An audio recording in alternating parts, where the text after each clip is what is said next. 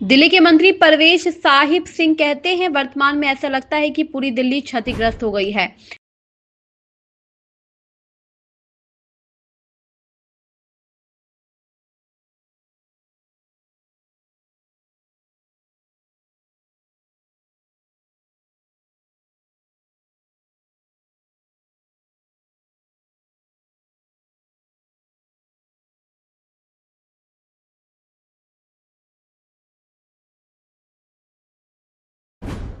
बारापुला परियोजना की लागत पहले ही स्वीकृत राशि से दोगुनी हो गई है, क्योंकि सरकार की ओर से कोई फॉलो अप नहीं हुआ है। इस परियोजना पर काम करने वाली कंपनी ने मुझे बताया है कि पिछले 10 वर्षों में कोई भी मंत्री फॉलो अप के लिए नहीं आया है। इसी तरह कोई फॉलो अप नहीं होने के कारण कई परियोजनाओं की लागत दोगुनी हो गई है। सीएजी रिपोर्ट पर उनका कहना है, जो 2000 करोड़ रुपए का घोटाला किया गया है, उस पर हम चर्चा करेंगे। शीश महल की भी जांच होगी। दिल्ली, अभी तो पूरी दिल्ली ऐसा लगता है टूटी हुई है, और हमने जो देखा कि कोई भी सरकार का फॉलोअप नहीं होता था।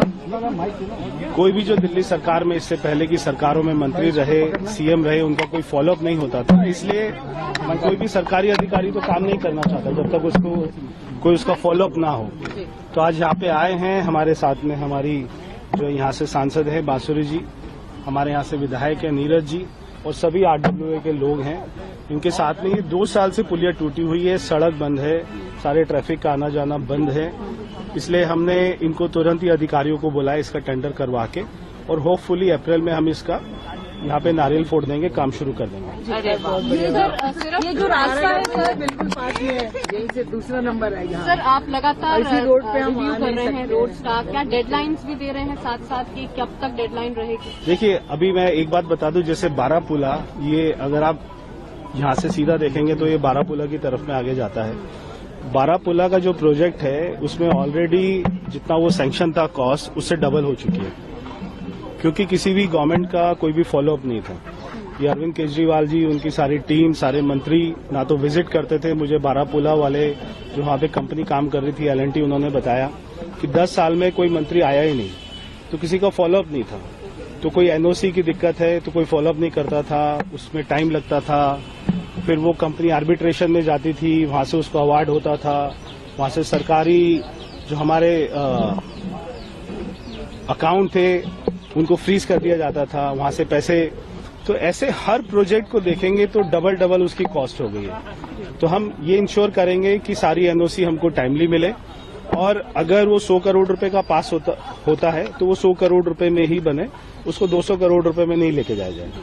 सर ऐसे आपके पास अभी तक आंकड़े आए हैं कि कौन सी जो ऐसे खास तौर पे पुलिया हैं या फिर सड़कें हैं, उनको वापस से आप लोग रिवाइव करेंगे, उनको रिकंस्ट्रक्ट करना पड़ सकता है? हमने लिस्ट बनाई है, और मैंने अभी परसों मीटिंग करी थी PWD में। हमारे 5 ऐसे फ्लाईओवर हैं जो केवल एनओसी की वजह से रुके हुए हैं, तो मैंने खुद उनका पर्सनली फॉलोअप करने के लिए बोला है।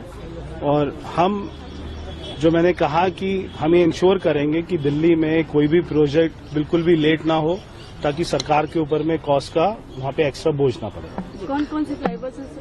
आपको बता रहे 5 फ्लाईओवर्स हैं। एक तो बारापुला ही है, एक ITO टनल है जो वहाँ पे टनल है, एक उसका नया रूट बनना है। हम आपको पूरा लिस्ट देंगे। सर आज डिस्कशन होनी है विधानसभा में सीएजी रिपोर्ट पर। आज कौन सी रिपोर्ट पे? नहीं, अभी तो सीएजी ने हमको लिकर की रिपोर्ट दी है, उसमें 2000 करोड़ का घोटाला हुआ है, और उसके ऊपर में चर्चा करेंगे। ये 2000 करोड़ रुपए में दिल्ली में कितनी सड़कें बन सकती थी, कितने फ्लाईओवर बन सकते थे, कितने स्कूल कॉलेज बन सकते थे, मगर ये पैसा अरविंद केजरीवाल ने कहां पर लगाया, इसकी भी जांच करेंगे। शीश महल की भी जांच होगी। उसी के साथ में जो सीएम ऑफिस है, जब मैंने वो देखा, और आप ही लोगों ने बोला, मीडिया ने कहा कि हमें तो आज तक वहां पे एंट्री नहीं मिली थी, कोई भी एमएलए उसमें एंट्री नहीं कर सकता था। 3 साल से वो बना हुआ है, और सीएम ऑफिस भी इतना लेविश बना हुआ है, ऐसा लगता है दुबई के शेख का ऑफिस है। तो उसकी भी इंक्वायरी कराएंगे, उसमें कितना पैसा खर्च हुआ, और अधिकारियों ने इतना पैसा खर्च करने की उनके पास में पावर कैसे आई, तो वो भी जांच कराएंगे।